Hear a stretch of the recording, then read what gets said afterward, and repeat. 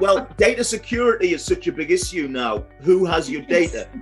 You don't know. Now, and it was before COVID. Blockchain solves that now, easily. Exactly.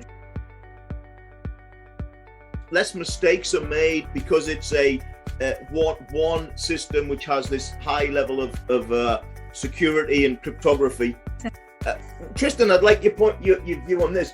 So, what some people, I just when you mentioned about babies are a very emotive subject, right? So as soon as you mentioned babies going on the blockchain, you know what came to my mind?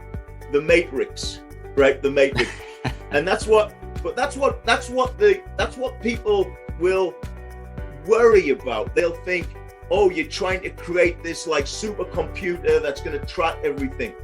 My answer to that is that it's being done anyway. It's being done now, but just not very well. Your personal medical information is already being recorded.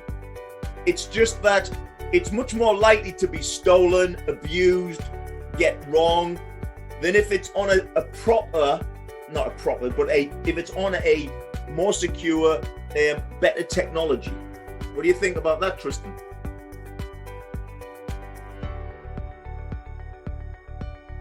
Well, the big key to the blockchain is what you nailed earlier. Earlier, you mentioned that there is this deficit of trust happening between our intermediaries, between financial institutions or lawyers or whoever it is that we need as an intermediary to make us make transactions. And the blockchain takes all of that away.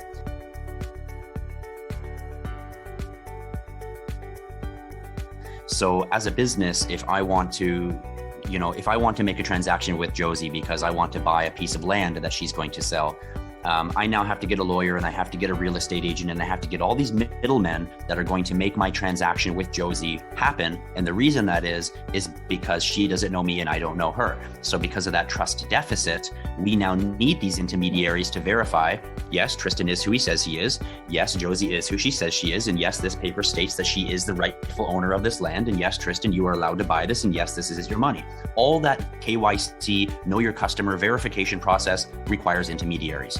All of that costs a significant amount of money.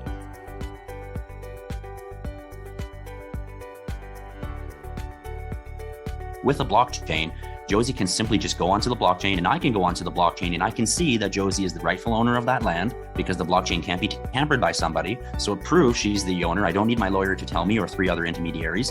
And now I can make a payment with her and I don't even need my bank to make me the payment. I don't have to go to them and say, hey, can you guys give me a money transfer or money order for $7 for Josie? And I'll wait 5 days to get it. And when I get none of that, I'm just going to go to Josie, make a payment, take the deed, and away we go. No intermediaries, this is the solving that blockchain really does behind the scenes. And you really nailed it with those intermediaries. It removes all of that